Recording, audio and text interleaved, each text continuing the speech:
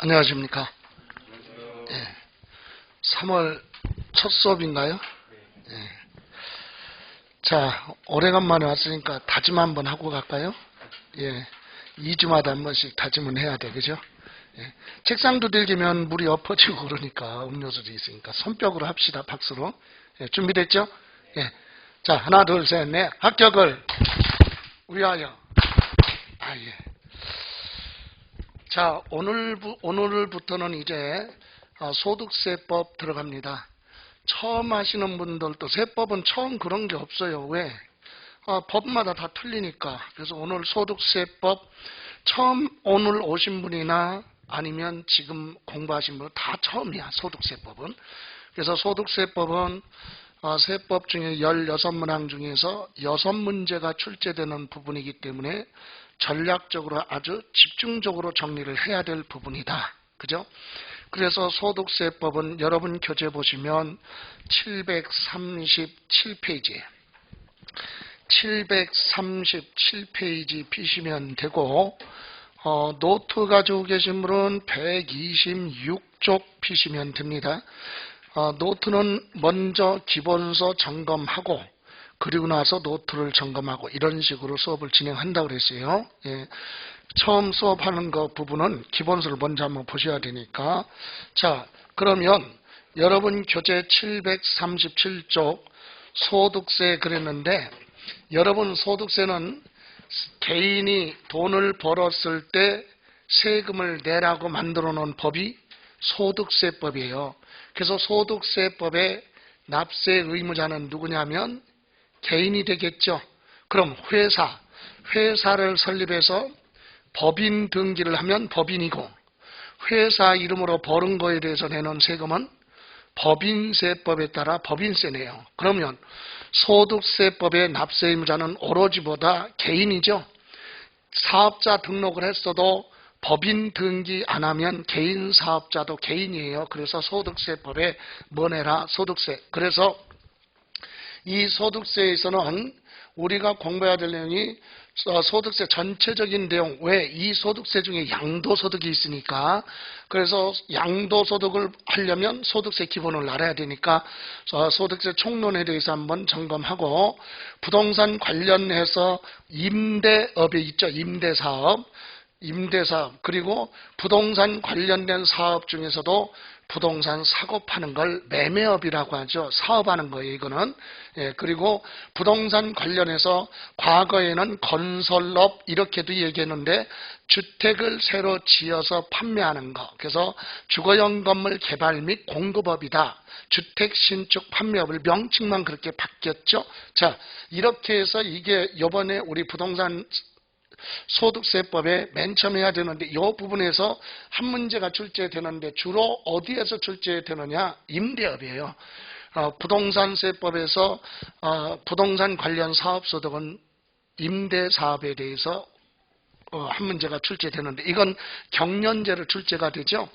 31회 때 출제가 됐고 32회 때 출제가 안 됐어요. 그럼 33회를 준비하는 우리는 임대소득에서는 한 문제가 출제된다 이렇게 예측을 하고 여기서 한 문제가 출제되면 양도소득에서는 5문제가 출제되죠. 왜? 합쳐서 6문제니까. 자, 이렇게 됩니다. 그러면 이제 본격적으로 들어가는데 737쪽 기본서 보시고 노트에는 없어요. 이 737쪽의 그림이. 그래서 여기 화면을 보시면서 이해하시면 돼요. 자, 소득세법은 누가 개인이 벌은 소득에 대해서 세금 내라. 그래서 소득세법의 납세 의무자는 누구다? 개인이에요. 그죠? 그래서 납세 의무자는 개인이다. 그런데 이 개인이 1년 동안 벌은 거 있죠? 그게 뭐예요? 소득이죠? 소득. 그럼 1년 동안 벌은 소득은 무조건 세금을 내라. 그건 아니에요.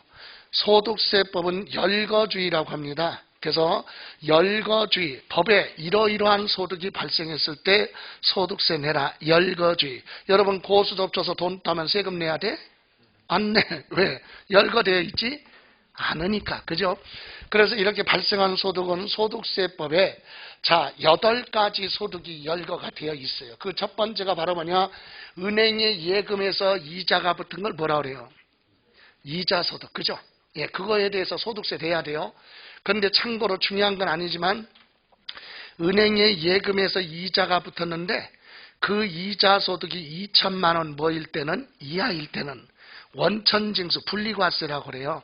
여러분 은행의 예금에서 나중에 예금을 인출할 때는 다 주는 게 아니라 소득세 뭐하고 제외하고 주잖아요. 그걸 분리과세, 미리 세금 빼는 거.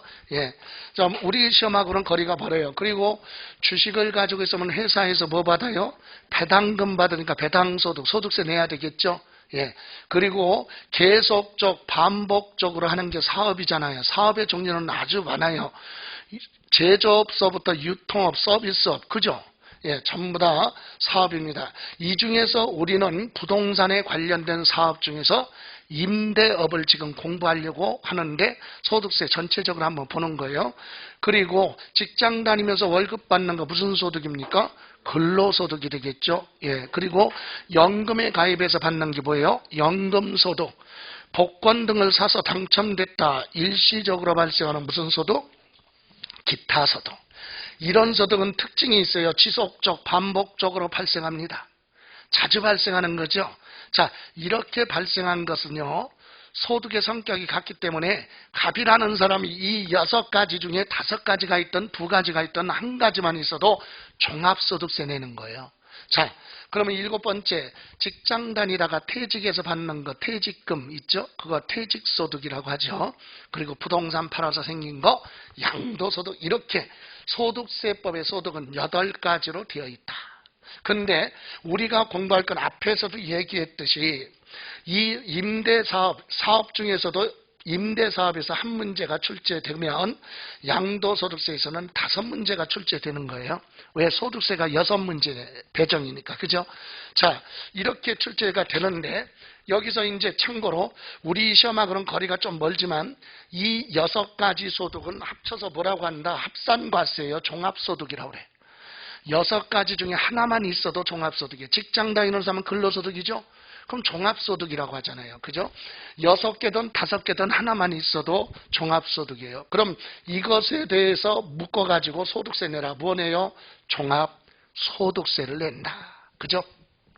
그러면 직장 다니면서 받은 퇴직금은 자주 발생할 수가 없잖아요. 1년 이상 근무해야 퇴직금이 나오니까. 그래서 이 퇴직소득은 이 사람의 이름으로 이런 소득이 있어도 여기 합치지 말고 따로 떼어라. 이걸 분류라고 그래. 분류.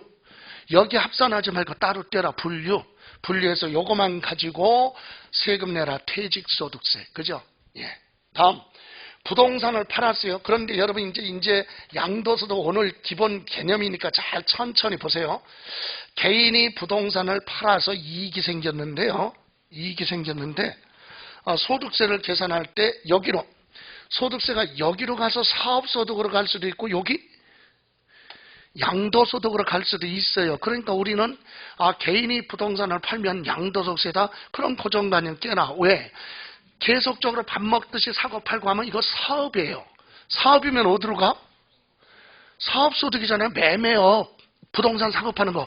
매매업으로 가면 이 6가지 소득하고 어떻게 해요? 합산해서 소득이 많으면 많을수록 누진세율이니까 세금 부담이 커진다는 얘기죠. 그죠? 그래서 소득은 하여튼 분산하는 게 유리한 거야. 좋아요. 그런데 내가 하고 싶다고 해서 하는 게 아니라 사고 팔고 여러 번 하면 사업이다. 그럴 때는 양도소득이 아니라 사업소득으로 가서 종합소득세를 내는 경우예요. 근데 그럼 여기에 해당되지 않을 때만 따로 떼어서 뭘로? 양도소득세로 과세를 한다. 이 얘기죠. 자, 그래서 양도소득도 다른 소득이 합치지 말고 따로 떼어서 요거만 가지고 양도소득세를 내라. 그래서 결론은 우리나라에서 개인이 벌은 세금에 대해서 내는 세금은 소득세는 크게 세 가지예요. 종합소득세 내는 사람, 퇴직소득세 내는 사람, 양도소득세 내는 사람. 그죠? 1년에 이것을 하나만 내는 사람도 있고 세 가지 다 내는 사람도 있겠죠. 세 가지 다 내는 사람은 뭐 꼭 그런 건 아니지만은 거의 생이 끝난 거야. 그죠? 예, 예를 들어서 분당에서 살면서 분당에 아파트 살면서 직장을 다녔는데 30년 다니다가 정년퇴직했어요. 6월 달에 정년퇴직을 해서 분당에 있는 아파트 팔고 저기 시골로 자연인, 그죠? 서울 시골로 내려갔어요. 그럼 이 세금 다 내잖아. 자, 올해 1월 달부터 6월 말까지 퇴직하기 전까지 월급 받은 건 내년에 뭐 내야 돼? 종합소득세 내. 근로소득이니까. 그죠? 종합소득세. 그리고 퇴직금 받은 거에 대해서는 별도로 뭐? 퇴직소득세 낼 것이고, 분당에 아파트 팔아서 생긴 이익에 대해서는 뭐? 양도소득세. 이렇게 세 가지 다 낼 수도 있다는 얘기예요. 그죠? 자, 이렇게 해서 우리는 소득세는 특징이 이렇게 6가지는 합산을 해서 합산해서 과세하고 요건 따로따로 과세한다. 그래서 뭐라고 한다? 분류 과세라고 한다. 이해가십니까? 자, 그럼 이제 여기서 하나 지나가기 전에 공부할 것이, 개인이 부동산을 팔아서 생긴 이익이 사업이다. 사업에 해당하면 뭘로 가요? 사업소득. 그리고 사업성이 없다. 사업이라는 얘기는 계속적이다. 또는 뭐라 그래요? 반복적으로 발생했으면 사업이에요. 그럼 이것의 반대가 뭐냐? 어쩌다 팔았다. 일시적. 이 매매 행위 발생한 소득이 자주 발생하지 않았다. 뭐? 비반복적. 그죠? 이런 경우만 양도소득세로 과세한다. 그러니까 그러면 법이라는 게 어떨 때 반복적이고 어떨 때 비반복적이야. 그 판단의 기준이 뭐야? 그래서 우리 소득세법에는 계속적 반복적의 기준이 없어요. 그래서 이따 확인하겠지만 부가가치세법이 있어요. 부가가치세 다른 법이 있어요. 부가가치세법의 사업자는 사업은 일과세, 하나의 과세기간, 여러분 부가가치세는 1기, 2기, 6개월 단위로 되어 있는데 하나의 과세기간에 이따 나올 거예요. 일과세기간, 하나의 과세기간 안에 부동산을 1회 이상 무하고 취득을 하고 2회 이상 무하면 처분 팔았다. 자, 여러분 6개월이라는 기간 안에 부동산을 한 번 사고 몇 번 팔아? 2번. 도합 거래가 몇 번? 3번. 그러면 사업도 엄청 잘 되는 사업이지. 그잖아요. 6개월 안에 거래가 3번 발생하면 잘 되잖아요. 그죠? 예, 이건 사업이다 이 얘기야. 그런데 기준이 그러면 한 번 취득하고 2번 처분했다. 여기에 해당될 때만 사업으로 보느냐? 아니다. 이것이 기본적이라 이거죠. 그런데 여기에 해당하더라도 부득이한 사유가 있어서 처분할 수도 있잖아요. 예? 기존에 부동산 하나 있는데 1월 달에 또 하나 샀어요. 그럼 몇 개야? 2개. 2개인데 1월 달부터 6월 달 가기 전에 여기 보세요. 이 얘기예요. 자, 지금 1월 1일부터 2022년 예를 들어서 6월 30 그리고 7월 1일부터 언제 12월 31일 이렇게 일기 6개월 단위인데 여기서 옛날에 작년에 부동산 하나 뭐 해놨어요? 취득해놓고 여기서 또 하나 뭐 했어요? 취득해서 부동산 2개죠. 그런데 여기서 2개를 팔았다는 얘기야. 그럼 이거는 요 과세기간에 한 번 취득하고 몇 번? 2번 팔았으니까 이거 사업이잖아. 그죠? 그런데 여기에 해당돼도 사업으로 보지 않는 경우 있다니까 부득이한 사유로 팔았어요. 왜? 이민 가기 위해서 팔았다. 이민 가려면 이거 팔아야 될 거 아니야. 이렇게 여기에 해당이 돼도 특별한 사유가 있어서 부동산을 파는 거지 사업 목적이 아니다 이런 것을 판단을 해서 사업이냐 아니냐를 판단하는 거지 무조건 여기에 해당되면 사업이다 여기에 해당이 안 되면 사업이 아니다 그런 건 아니다 이게 참고로 저걸 기준으로 할 뿐이다. 이해가세요? 자, 좋아요. 그래서 우리는 일시적 비반복적이다 여기에 해당이 되지 않으면 일시적이다 그래서 뭘로 가요?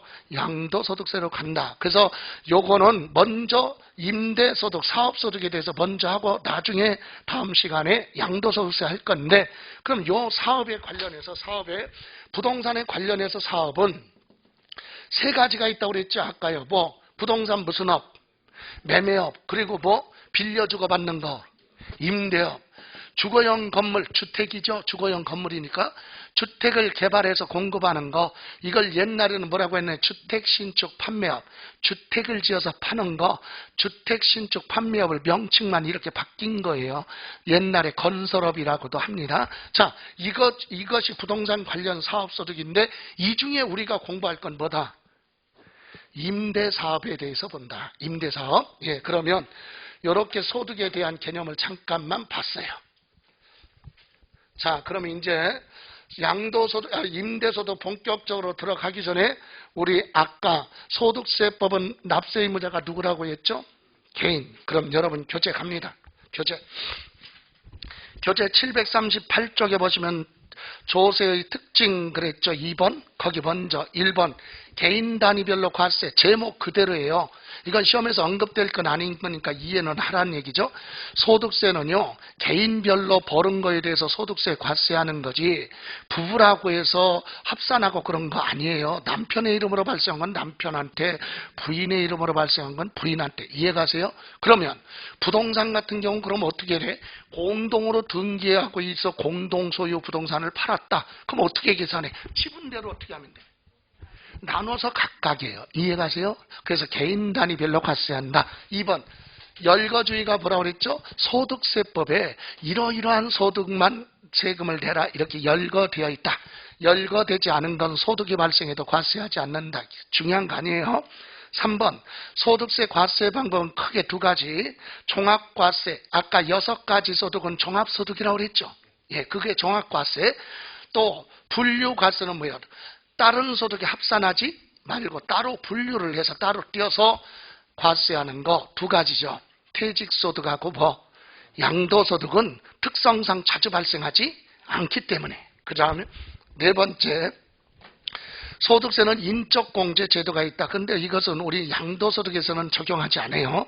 5번 자 초과 누진세율 그랬죠. 아까 여기 보는 여기 요거 종합소득세나 그 다음에 뭐 퇴직소득세 이 두 가지는 소득세니까 법이 하나니까 뭘로 가요? 초과 누진세율이에요. 초과 누진세율 6%부터 45%까지 8단계로 되어 있는 초과 누진세율이다. 근데 요거 똑같은 법인데 뭐는 양도소득세는요. 어떤 자산을 양도했니? 자산의 종류에 따라 틀려. 부동산을 팔았느냐? 그죠? 아니면 주식을 팔았느냐? 이런 거, 자산의 종류, 그리고 무슨 기간? 보유기간, 똑같은 부동산을 팔아도 1년 안 돼서 팔았느냐, 1년 채웠느냐, 2년을 채워서 팔았느냐, 이거에 따라서. 또 부동산은 반드시 등기 대상이잖아요. 그럼 자기 앞으로 등기하고 팔아야 되는데 미등기 전매네. 여러분 미등기 전매 했다는 얘기는 무슨 말이야? 세금을 조금 내려고? 아니야. 한 푼도 안 내려고 하는 아주 괘씸한 거지. 그죠? 그래서 미등기 전매 있죠? 등기 여부. 이런 걸 감안해서 똑같은 법인데도 양도소득세는 초과, 누진세율 요거 똑같이 6에서 몇 프로, 45% 이렇게 적용하는 것도 있고 또 비례세율이라고 해서 비례세율이 뭐예요? 누진세율은 과세표준 금액이 크면 클수록 세금 부담이 점차 늘어나는 구조고 비례세율은 과세표준 금액이 같다면 세율이 똑같은 거지. 그래서 세율이 10%부터 시작해서요 20%, 30%짜리 주식이죠 주로. 그리고 40%, 50%, 60%, 70% 이렇게 되어 있다. 비례세율이. 세율이 아주 복잡해요. 부동산 같은 경우도요. 미등기 전매는 70%. 주택은 1년 안 돼서 팔면 70%, 1년 채웠으면 60%, 2년을 채웠으면 6에서 45 이렇게 보유기간 이런 걸 감안해서 양도소득세는 초과 누진세율하고 뭐 비례세율 두 가지를 다 적용한다. 그거 다음 6번 소득세는요. 여러분 외국에 가서 돈 버는 것도 소득세 내라 그랬더니 어떤 분은 아니 외국에 가서 돈 벌었는데 그거 어떻게 국가가 추적을 합니까? 그렇게 묻는 사람이 있어요. 그러니까 소득세는 본인이 부하라고. 그렇지. 본인이 신고 납부하는 거야. 안 했다가 나중에 들키면 걸리면 피박 쓰는 거죠. 그죠? 그러니까 신고납세로 되어 있다. 신고납부라고도 하죠. 소득이 있는 사람이 스스로 봐라. 신고하고 납부하라. 그래서 항상 납부 기간이 정해져 있어요. 항상 그 소득이 발생한 다음 연도 5월 1일부터 5월 31일까지 확정 신고하고 납부하는 걸로 되어 있다. 그런데 그까지 보시고 이제 여러분 밑에 과세 기간 나왔죠. 여러분 개인이 돈 벌었으면 소득세 내는데 돈을 벌 때마다 소득세 계산하려면 번거롭잖아. 그래서 소득세법은 기간이 정해져 있어요. 그래서 과세 기간 밑에 나왔죠. 원칙이 1월 며칠 1일부터 그해 12월 31일 이게 원칙이에요. 원칙. 자 여기 보실래요? 저는 에어컨이나 몸은 비대한데 목은 좀 민감해가지고 그래가지고 에어컨 틀거나 막 히터 같은 거 바로 하면은 기침이 나오고 그러니까 아주 요즘은 기침하는 것도 남 불편해. 두 번만 하면 쳐다봐요. 그래서 그거 아니니까 저 오해하지 마시고 자 여기 보세요. 소득세법은 과세 기간이 정해져 있다. 1월 1일부터 언제 12월 31일 참고로 얘기해서 요 1년 동안에 발생한 소득을 다 어떻게 합산을 해요. 합쳐서 언제 내느냐. 익년 하면 다음 연도죠. 다음 연도 언제 아까 5월 1일부터 5월 며칠 31일까지 확정신고 납부하라 이렇게 돼 있어요. 그러니까 여러분 작년에 여러분 이름으로 발생한 소득에 대해서는 1년치 작년 12월 말까지 계산해서 다다음 달 언제 5월 달에 확정신고하는 거예요. 이해가세요? 자 이게 원칙이다. 그럼 원칙이 있으면 뭐가 있어? 예외. 소득이 있는 사람이 뭐 했어요? 사망. 여러분 사망했으면 그 사람 소득세 안 내요? 내야 돼. 죽었는데 상속받는 상속인한테 귀속되는 거예요. 그러니까 없어지지? 안 해. 그럼 언제까지? 자, 1월 1일부터 뭐한 날까지? 그렇죠. 사망한 날까지 발생한 소득. 죽은 사람 이름으로 발생한 소득에 대해서 요 기간에 대한 소득세는 누가 내라고요? 상속받은 상속인이 돼. 상속받은 재산이 없는데요? 그럼 국가가 결손 처리하는 거지. 여기 보세요. 그런데 이거는 언제까지 소득세 내느냐? 요거는 상속이니까 상속 개시일이에요. 상속 개시일은 사망한 날이죠. 상속 개시일에 속하는 달 말일이에요. 말일부터 몇 개월? 6개월. 상속에 관련된 세금은 전부 다 상식적으로 여러분이 이해할 때는 전부 다 몇 개월? 6개월. 오늘 사망했다. 오늘부터 계산하지 말라 이거지. 복잡하니까. 요번 달 말부터 계산해서 몇 개월? 예를 들어서 상속에 관련된 세금이 뭐 있을까요? 홍길동이가 부동산 취득해놓고 취득세 못 내고 죽었다? 예? 그럼 취득세 내야죠. 언제? 상속 개시일에 속하는 달? 말일로부터 6개월 이내. 그리고 그 사람이 돈 벌었는데 소득세 못 냈잖아요. 소득세도 사망한 날까지 계산을 해서 6개월. 이해가세요? 그 사람이 남겨둔 재산 상속받았으면 상속세 내야죠. 상속 개시일에 속하는 달 말일로부터 전부 다 몇 개월? 6개월이에요. 상속. 이해가세요? 자, 좋아요. 그럼 또 하나. 외국으로 뭐 하는 경우? 출국. 여기서 출국은요. 우리나라 국적 포기하고 외국으로 나가는 거예요. 그러면 이때는 1월 1일부터 출국하는 날까지 발생한 소득에 대해서 세금 내라 이거지. 아니 외국으로 이민 가는 사람한테 너 소득세 내년에 와서 5월 달에 세금 내 그러면 이민 간 사람이 오겠어요? 아 북한같이 가족을 볼모로 잡으면 오겠지만 그런 거 아니잖아. 그래서 이건 어떻게 한다고? 네? 출국 전날까지예요. 전날까지 신고하고 납부하라 소득세. 요 기간 동안에 발생한 소득은 출국 전날까지 신고 납부하라. 이게 무슨 말이에요? 지금이 10시 한 반 됐잖아요. 예, 갑이라는 사람이 외국으로 이민 가기 위해서 수석 밟고 인천국제공항에 출입국 심사대를 통과를 딱 하는데 벨이 울리네. 세금 안 냈다고. 보니까 10만 원 소득세 누락된 게 있어. 예를 들어. 그럼 카드 결제하죠. 예, 그리고 어떻게 해야 돼? 가면 돼? 안 돼. 절대로 못 가. 법에. 지금 결제했으면 오늘 밤 12시 지날 때까지 공항에서 기다렸다가 날짜가 딱 바뀌어야 간다니까. 여기 뭐라고 그랬어? 출국 전날까지 내려니까 오늘 냈으면 내일 출국을 하라 이 얘기예요. 이해가세요? 예, 몇 년 전까지는 10일 전까지 하라 그랬는데 지금은 전산화가 돼 있어서 출국 전날까지만 봐라. 신고하고 나빠라. 그래서 이런 건 중요한 거 아니에요. 그런데 우리가 여기서 알아야 되니까 이건 알아야 된다 이거지. 여기 보세요. 이거 무심코 물어볼 수 있어요. 공무원 시험에서는 가끔 물어봅니다. 여기 보세요. 1월 1일부터 언제까지? 12월 31일까지 1년 동안에 발생한 소득에 대해서 여기서부터 여기까지 버는 거 합쳐서 계산하는 게 소득세라고 그랬죠. 그래서 과세기간은 원칙이 몇 년? 1년.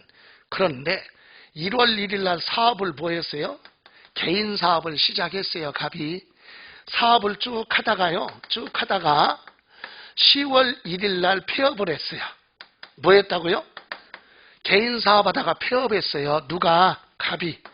그럼 시험에서 갑에 소득세 과세 기간 그래 놓고 1월 1일부터 뭐한 날까지? 폐업한 날까지. 1월 1일부터 12월 31일까지 어떤 게 답이야? 1번하고 2번. 예? 얘는 개인 사업을 하다가 여기서 폐업했어요. 그럼 이 사람의 과세 기간은 언제야? 1번이야? 2번이야? 2번이야 무조건. 아, 요거는 사업에서 받은 거에 대해서 소득세 내고 사업 안 하면 돈 못 버나? 직장 다니면 돈 못 벌어? 벌잖아. 그러니까 여기도 해야 될 거 아니야. 이해가세요? 그러니까 사업을 중간에 폐업을 했던 중간에 사업을 시작을 했던 개인은 무조건 몇 년? 원칙 이 개념이 그거예요. 이해가세요? 예, 개인 사업하다가 폐업했다고 그래서 그 사람의 과세기간은 폐업한 날까지. 그럼 폐업한 날까지만 돈 버는 거 내고 그럼 폐업하고 나서 돈 버는 건 안 내도 되나? 그러니까 원칙이 1월 며칠? 1일부터 무조건 12월 31일까지. 예외는 딱 두 가지라니까. 죽었을 때는 사망한 날까지만, 출국할 때는 출국한 날까지만. 이해가세요? 이거 외에는 예외가 없어요. 예, 그거. 다음 갑니다. 다음에 여러분 이제 740쪽 보시면 여기 소득세법의 납세 의무자 그러면 개인이라고 그랬죠. 예, 자연인, 개인. 그런데 이 개인은 용어가 나오네. 거주자와 뭐 비거주자 이 뜻을 알아야 되겠죠. 그래서 여러분 740쪽에 납세 의무 및 납세 의무 범위 그래서 양가로 1번 거주자와 비거주자 구분 그랬는데 반가로 1번 동그라미 1 거주자. 여러분 거주자는 주택에서 살고 있는 사람 그렇게 생각하면 안 돼. 넓게 보여야 돼요. 거주자는 우리나라에 주소가 있는 자. 예? 그러니까 무슨 말이에요? 대한민국 국민은 대한민국 국적을 취득한 국민은 주민등록법에 따라 뭐가 있어요? 주소지가 있잖아. 예, 그러니까 대한민국 국민은 거주자다 이 얘기예요. 이해가세요? 그러면 외국인은 거주자가 아닌가? 외국인도 될 수 있어요. 우리나라 국적 취득 여부에 관계없이 외국인이 우리나라 들어올 때 출입국 관리법에 따라서 나는 대한민국에 들어와서 한 장소에 머무르는데 계속해서 6개월 이상 다 머무를 거야 이렇게 신고한 장소를 거소라고 합니다. 머무르는 장소를 뭐라고요? 거소. 근데 머무르는 장소를 정해놓고 1년은 365일 중에 절반보다는 하루라도 많아야 돼. 그래서 182.5가 아니라 183일이야. 183일 이상 거소를 두고 있는 외국인도 소득세법에는 뭘로 본다? 거주자. 이해가세요? 그러니까 이렇게 거주자로 구분하는 이유는 뭐냐? 2번에 있어요. 2번에 동그라미 2번. 이런 거주자는 소득세법에 따라 우리나라 법에 따라서 국내외 모든 소득에 대해서 소득세, 과세, 납세 의무가 있다. 그까지만. 모든 소득에 대해서 뭐 한다? 과세를 한다. 외국인도 우리나라에 뭐라고요? 183일 이상 계속 장소를 하나 정해놓고 계속 머무르고 있으면 대한민국 국민하고 똑같이 올해 외국에서 버는 것도 우리나라 법에 따라 보내라. 세금 내라. 이 얘기입니다. 됐어요?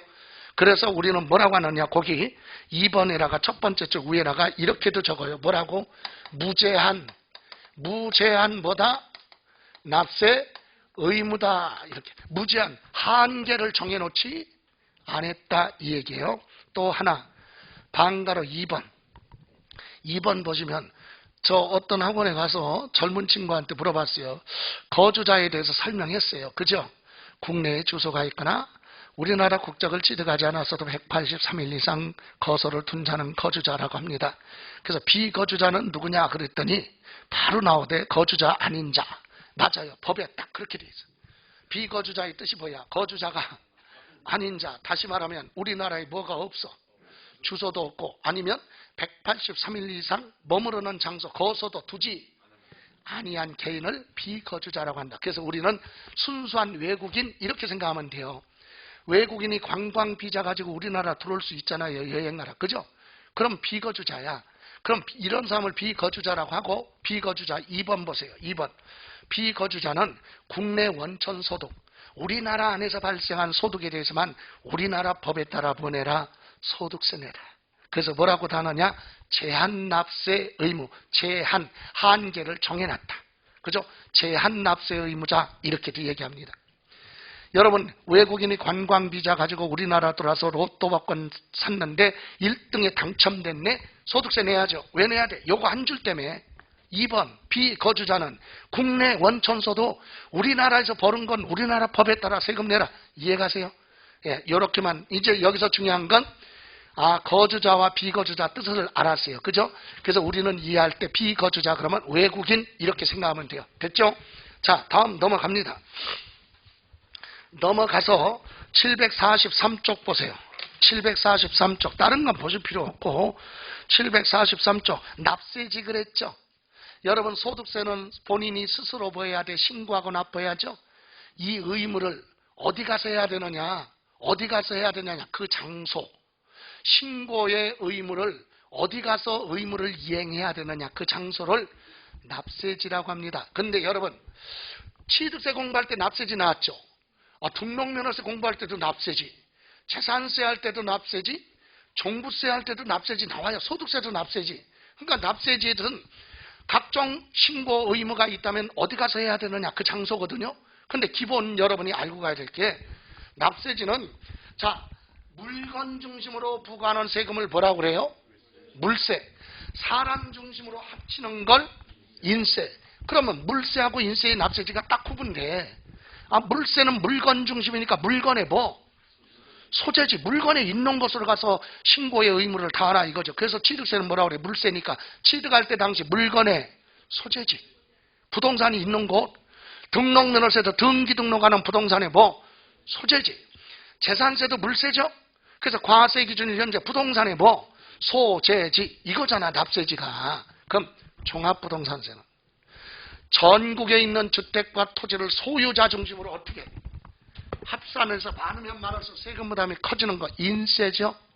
그래서 종합부동산세 납세지는 부동산을 가지고 있는 사람의 뭐? 주소지. 이렇게 가잖아요. 예? 그럼 소득세도 개인의 소득으로 개인한테 소득이 발생한 거 다 합산하잖아요. 인세죠. 그러니까 소득이 있는 사람의 뭐? 주소지지 기본이. 그죠? 근데 주소지인데 거주자는 당연히 뭘로 가? 주소지로 가야지. 주소지가 있으니까. 또는 머무르는 장소? 거소지. 됐죠? 그런데 누구는? 2번 비거주자.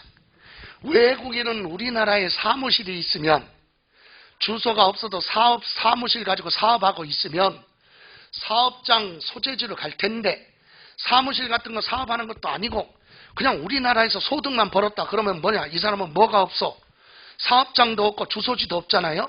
그래서 소득이 발생한 장소. 이해가세요?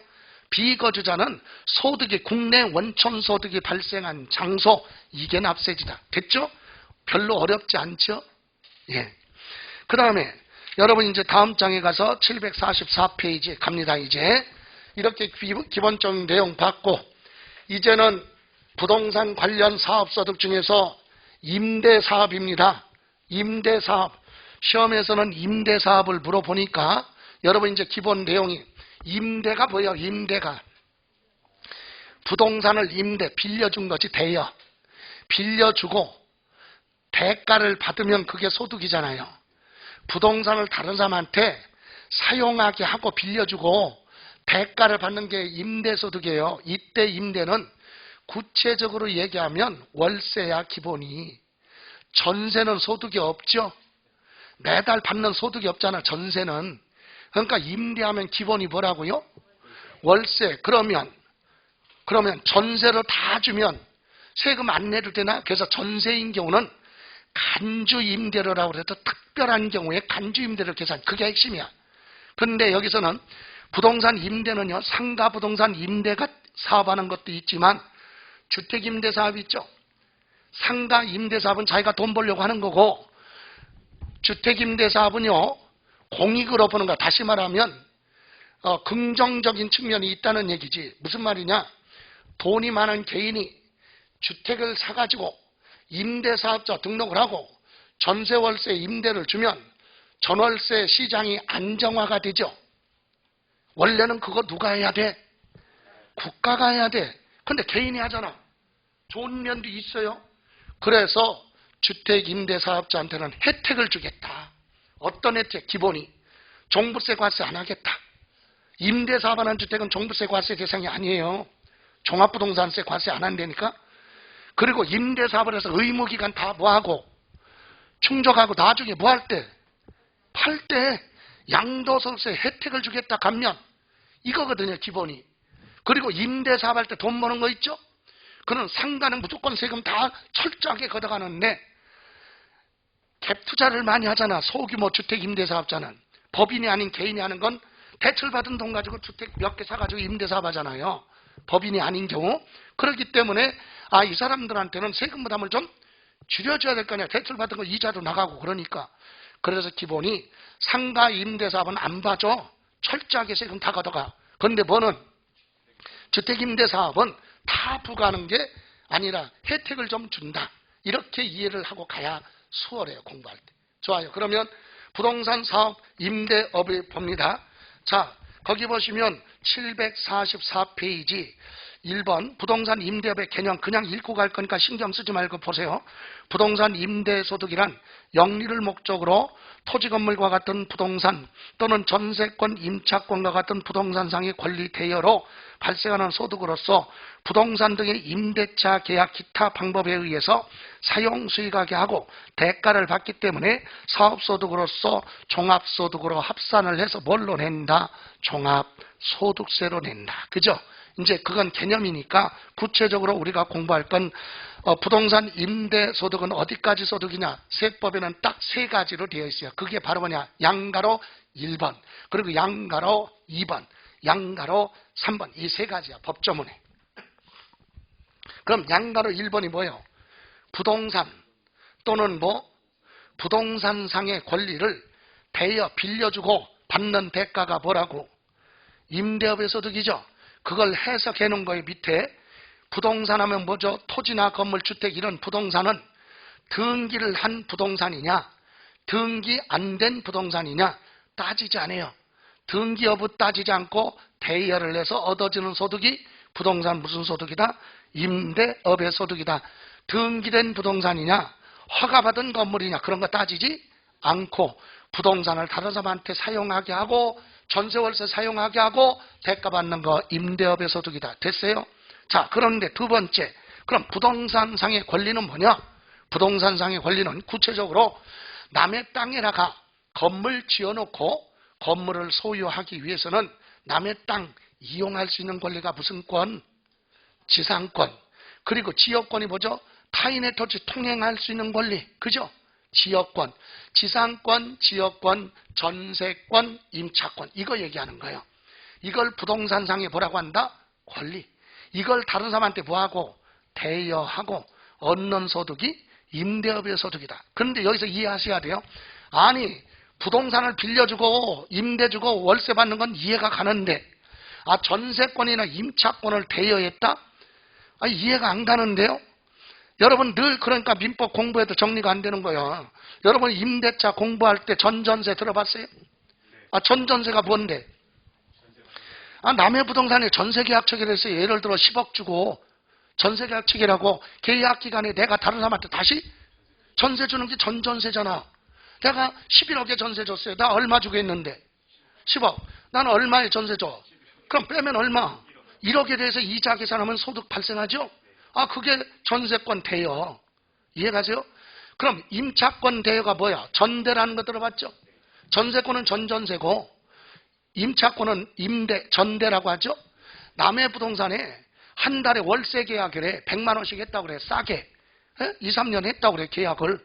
그리고 그 계약 기간에 내가 다른 사람한테 150만 원씩 받고 월세 받고 다시 월세 줄 수 있잖아요. 이게 임차권 대여. 그래서 빼면 5만 원씩 50만 원이면 1년이면 600만 원 소득 발생하죠. 이거를 얘기하는 겁니다.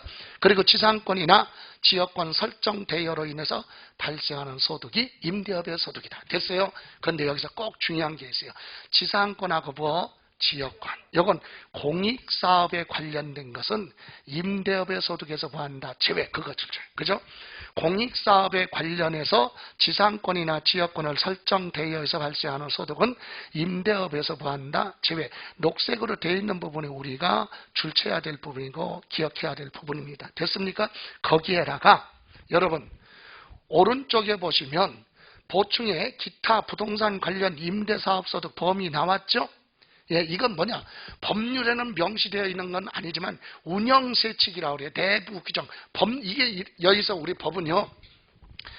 운영세칙은 공무원들이 내부적으로 통상적으로 사용하는 규정인데 이것을 하다가 큰 무리가 없으면 시행령으로 들어오는 거야. 이제 법 개정을 해서 들어오는 거지. 어쨌든 법률은 아니지만 이것은 실무에서 법에서도 임대업의 소득으로 본다. 그래서 우리는 전월세만 임대다 이런 고정관념을 깨야 돼요. 그래서 거기서 1, 2, 3, 4가 있는데 1, 2, 3번은 필수로 이해를 해야 된다. 거기까지가 중요한데 1번이 뭐냐? 여기 보세요.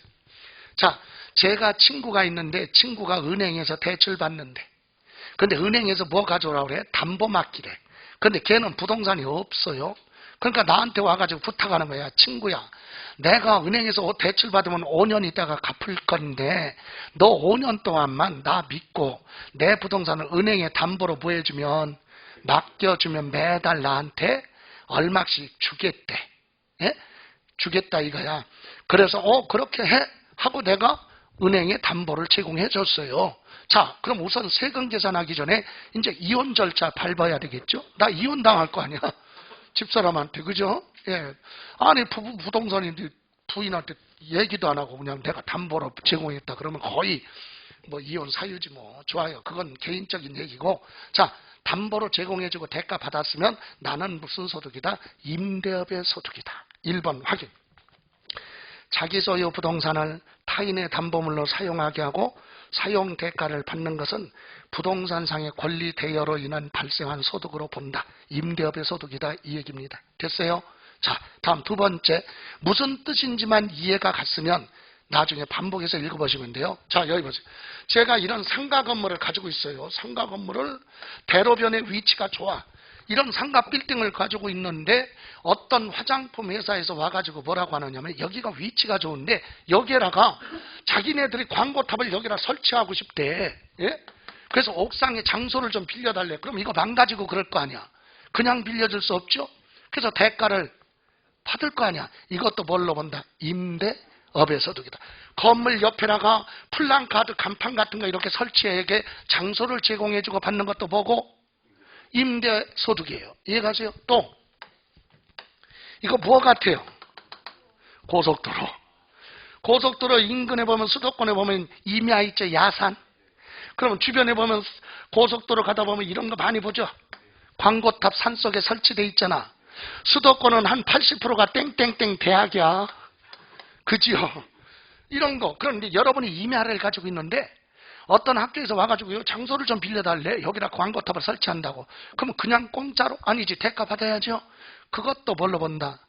임대업의 소득이다. 그게 2번 얘기하는 겁니다. 자, 광고용으로 토지나 가옥은 건물의 옥상 또는 측면을 사용하게 하고 대가 받는 것은 부동산상의 관리되어 임대업의 소득이다. 됐어요? 자, 다음 여기 보세요.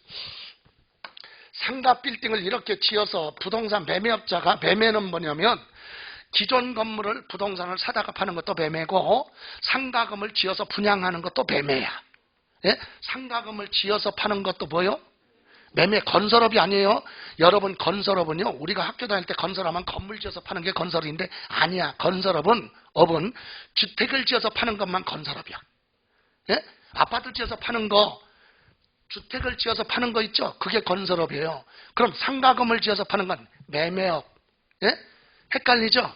상가 건물 지어서 분양하는 건 뭐고? 매매업이고, 주택을 지어서 분양하는 건 건설업이야. 이해가세요? 그러면 이 상가 건물 지어서 지금 매매하려고 지었죠? 근데 여기가 뭐가 안 돼? 미분양이야. 남았어. 그래서 요거 뭐 할 때까지, 팔릴 때까지, 분양될 때까지 일시적으로 이 장소 빌려줄 수 있죠? 여러분 수도권에 보시면 1호선 타고 저기 서울 저기 종로서부터 쭉 해가지고 수원 쪽으로 내려가잖아요. 1호선이. 아니면 인천 부평 쪽으로 내려가는 것도 있고. 그러면 옛날 1호선 주변에 보면 이런 거 많아요. 상가 건물 밑에 1층인데 분양이 안 되니까 여기다가 뭐 한 3개월 정도 빌려줘. 깔세라고 그래. 전문용어로. 3개월 동안 빌려주는 거지. 그럼 여기 들어와가지고 뭐해? 장사하죠? 3개월 동안 주로 뭐해? 플랜카드 까만 거 걸어놓고 뭐라고 그래? 우리는 완전히 망했습니다. 90% 할인 대매출 뭐 이런 거 하잖아. 전문용어로 땡처리. 그죠? 어쨌든 이렇게 건물 일부가 분양이 안 되니까 그런 걸로 일시적으로 2, 3개월 이렇게 빌려주고 받는 것도 임대업의 소득이고, 나중에 이 부동산 팔아서 생긴 건 매매업의 소득이고, 그러니까 판매하기 전에 일시적으로 빌려주는 것도 임대업의 소득이다. 3번 갑니다. 부동산 매매업 또는 건설업자가 판매를 목적으로 취득한 토지 등 부동산 일시적으로 대여하고 얻는 소득은 부동산 사업소득, 즉 무슨 업? 임대업의 소득으로 본다. 요까지 1, 2, 3. 요거에다가요, 아까 뭐 있었어요? 부동산 1번 있었죠? 요거. 그것만 정리를 하시면 돼. 그럼 양가로 몇 번? 2번은 법률에는 명시되어 있지만 한 번도 물어보지는 않았지만 뜻 제목 그대로예요. 공장재단, 광업재단 대여로 발생하는 소득. 여기 보실래요? 여러분 공장을 사업하고 있어. 개인사업 공장을 경영하는데 돈이 필요해서 은행에서 뭐 하고 싶어? 대출 받고 싶어. 그럼 은행에서는 짜증내. 왜? 아니 근저당 설정하면 토지에도 근저당 설정하고 뭐 건물에도 근저당 설정하고 또 기계 좋은 거 있으면 거기에도 돈 값어치 있으면 거기다도 근저당 설정하려면 번거롭죠. 그러니까 사장한테 뭐라 그래? 자, 대출해 줄 테니까 땡땡땡 공장 저당법에 따라 묶어서 등기해. 예? 그럼 공장 사장은 목록을 작성해서 우리 회사 가지고 있는 뭐 토지, 건물, 뭐 생산 설비, 컴퓨터까지 돈 값어치는 거 목록을 쭉 작성해요. 그래서 하나로 등기해버려요. 그게 땡땡땡 공장재단 이렇게 되죠. 그러면 은행에서는 물건마다 근저당 설정하는 게 아니라 공장재단에 그냥 근저당 설정하면 다 효력이 있죠. 그렇게 묶어서 등기하는 거 공장재단 또는 뭐라 그래요? 광산에 관련된 건 광업재단이죠. 민법에서 이 공장재단은 하나의 부동산으로 봐. 그래서 그거 빌려주면 그것도 보다 임대업의 소득이다. 그 얘기예요. 뜻만. 줄치거나 그러면 안 돼요. 마지막으로 3번. 양가로 3번. 채굴에 관한 권리시설을 대여 함께 빌려주고 받는 대가도 임대업의 소득이다. 여러분 광업권이 뭐예요? 광업권자가 지하에 묻혀있는 광물질 캐낼 수 있는 권리를 가지고 있는 사람. 그게 광업권이고 광업권자예요. 그럼 조광권은 뭐냐?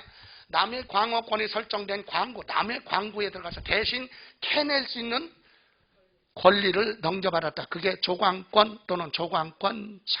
그죠? 캐내는 전문적인 기술을 가지고 있는 사람을 덕대 이렇게도 얘기합니다. 덕대. 예. 그 사람으로부터 권리를 또 넘겨받은 사람은 분덕대. 뭐 이렇게도 돼요. 어쨌든 권리와 시설을 한꺼번에 빌려주고 대가받는 것도 임대업의 소득으로 보는데 한 번도 물어본 적은 없으니까 우리는 임대사업의 범위 하면은 아까 양가로 몇 번? 1번. 그리고 박스 안에 있는 1번, 2번, 3번. 기출문제 보시면 딱 그거야. 됐어요? 자, 다음 장 넘어갑니다. 그리고 나서 746쪽. 비과세 부동산 임대소득 그랬죠? 임대사업으로 인해서 발생한 소득이 있어도 이 두 가지는 세금 내지 마라. 여기서 중요한 건 1번은 결론부터 얘기하면 물어보지 않아. 그런데 뜻은 알고 가야 돼. 1번 뭐라고 그랬어요? 작물 생산에 이용하고 있는 전답 그랬죠? 논이나 무엇을? 밭을 임대 빌려줬죠? 근데 작물 생산에 이용하게 하고 대가를 받는 건 비과세다. 이게 무슨 말이에요? 여러분이 논이나 밭을 농지를 가지고 있는데 임차인 내가 여러분 농지를 빌렸어요. 임차인이죠.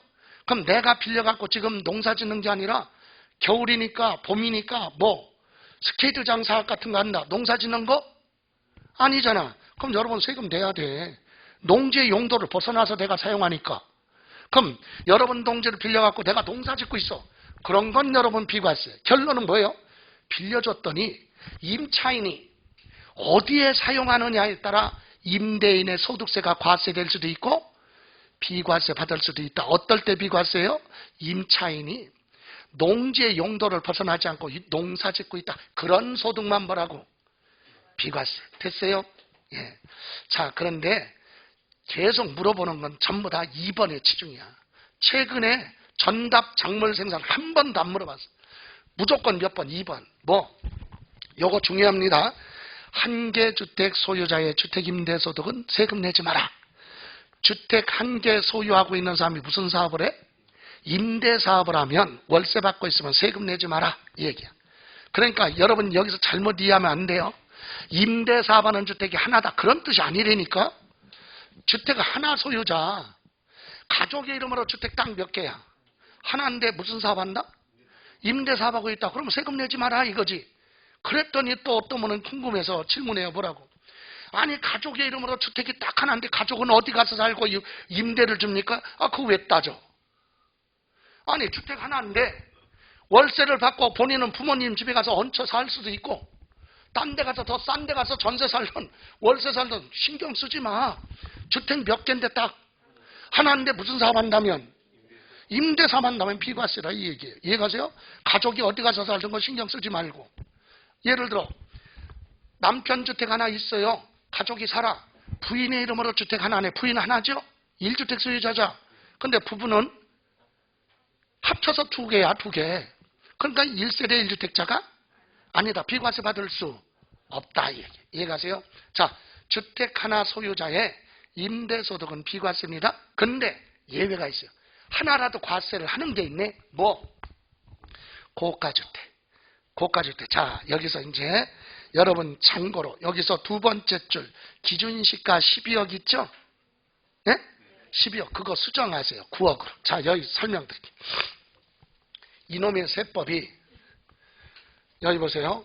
자, 우리 소득세법 계산할 때 공부할 때 고가주택이 나와요. 고가주택은 가격이 비싼가, 그죠? 고가주택. 근데 이 고가주택은 지금 공부하는 무슨 소득?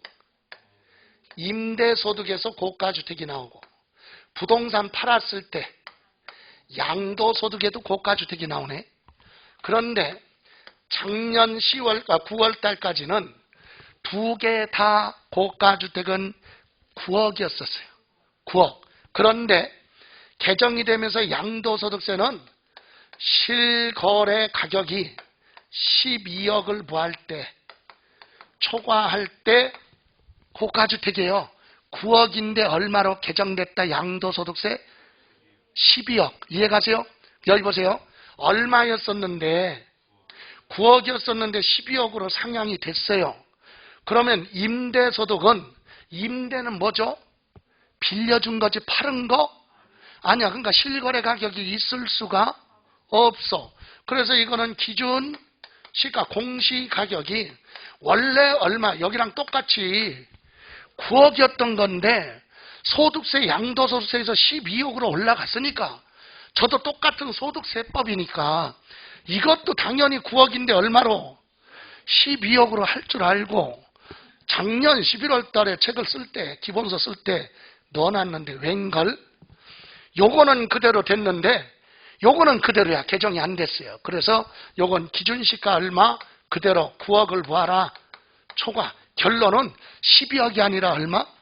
9억이다. 임대는 9억이야. 양도소득에서는 12억. 이해가세요? 양도소득세는 실거래 가격 12억 초과하는 게 고가주택이고 임대소득에서는 기준시가 얼마? 9억을 부하는 거 초과하는 게 고가주택이다. 됐어요? 그래서 두 번째 줄 12억을 얼마로? 9억으로 수정했죠? 하신 김에 이 747페이지 보충학습 2번에 보시면 니은이 있어요. 동그라미 2번에 기억, 니은. 거기도 기준시가 얼마? 12억이 아니라 9억으로. 됐어요? 수정해줘요? 예, 그리고 747쪽 맨 밑에 문제 해설이 있어요. 해설 3번에 12억을 또 역시 얼마로? 9억으로. 됐습니까? 예. 그러니까 실거래 가격은 12억으로 양도소득세에서 개정됐지만 임대소득은 실거래 가격이 아니니까 그냥 놔둔 거야.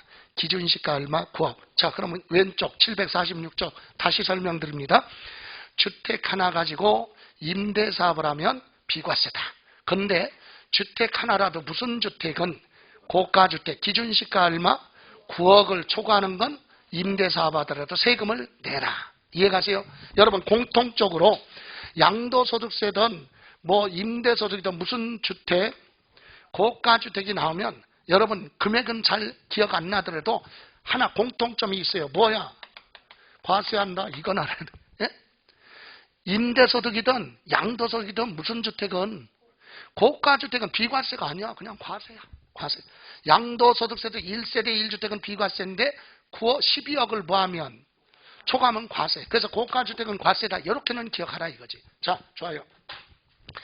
자, 그리고 또 하나 두 번째 줄 746조 두 번째 줄 외국에 소재하는 주택은 무조건 뭐한다? 과세.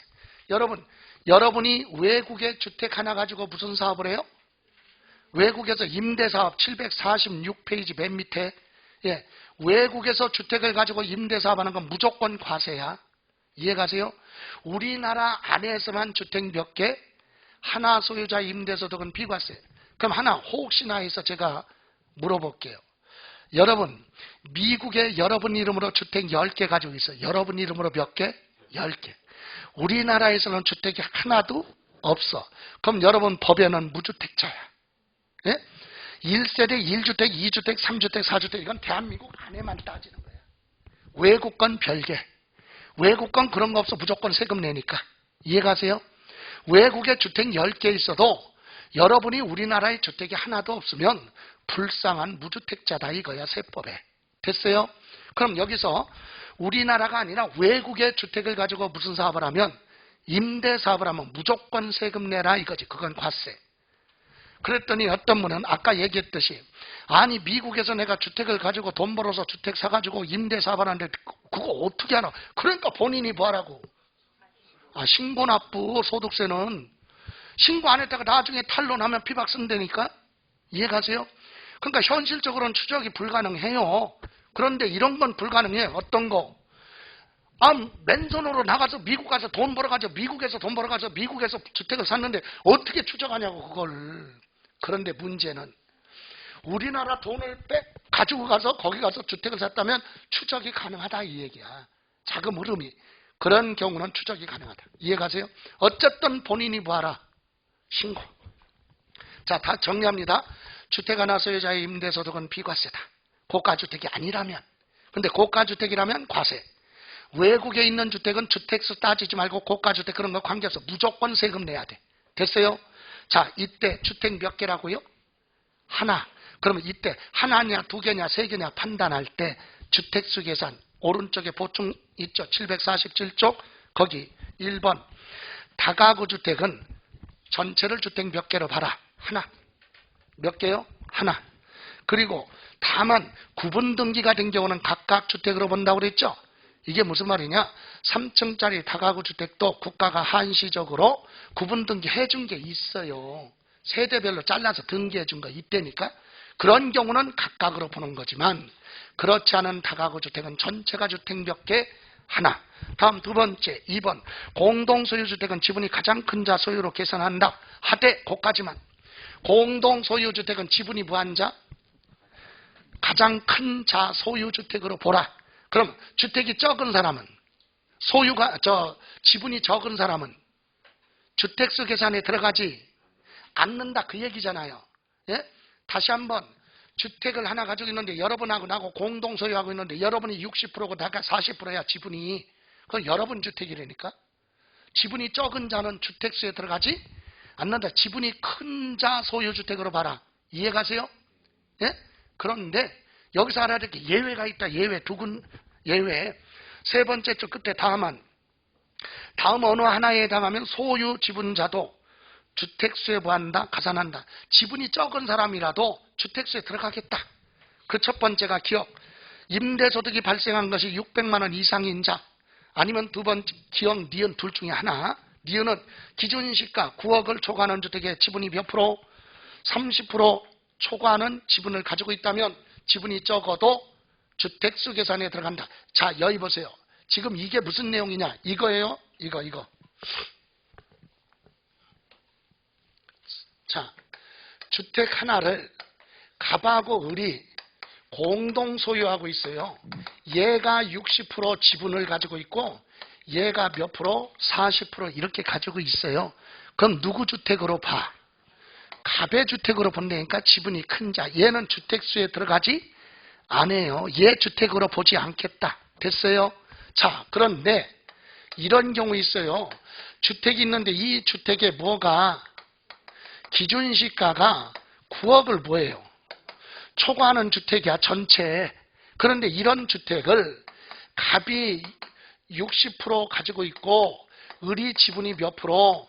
40%. 이 단서가 없다면 공동소유주택은 지분이 큰 자, 얘 주택이죠. 그런데 기준시가 9억을 초과하는 주택이 몇 프로? 30%를 초과하니까 얘는 지분이 적어도 얘도 주택세에 들어간다, 이 얘기야 지금. 이해가세요? 또 하나. 주택을 공동으로 소유하고 있어요. 갑하고 누가? 을이. 얘가 80%야.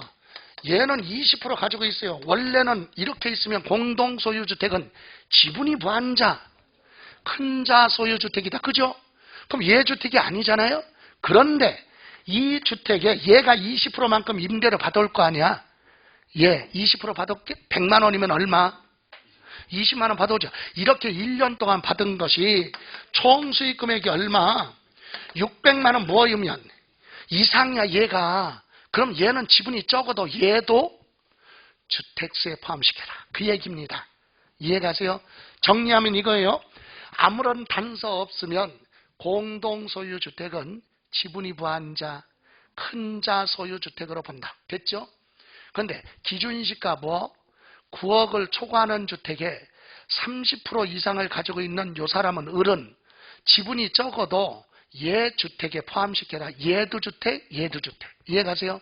또 공동 소유하고 있는데 이 주택에 얘 을이 여기서 받는 임대소득 금액이 1년 동안에, 그러니까 한 달에 50만 원 넘는다 이거죠. 600만 원 이상이니까 받고 있으면 얘는 지분이 적어도 얘도 주택수에 들어가라. 됐어요? 자, 다음 3번.